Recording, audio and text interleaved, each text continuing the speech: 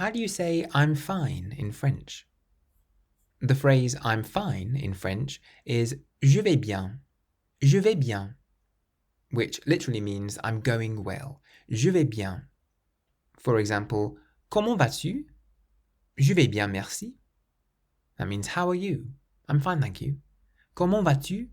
Je vais bien, merci. Another way to say that you're fine is with the phrase ça va. Ça va? It doesn't literally mean I'm fine, but it's a very common way to say it.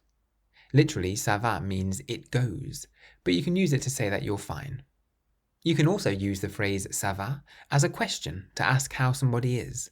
Ça va means how are you? Ça va? For example, Salut, ça va? Ça va, merci. That means hi, how are you? I'm fine, thank you. Salut, ça va? Ça va, merci. So to say I'm fine in French, you can say je vais bien. If you want to learn to speak French, you can get my course 3-Minute French by going to www.3minlanguages.com. And if you use the code WELCOME on checkout, you can get a discount.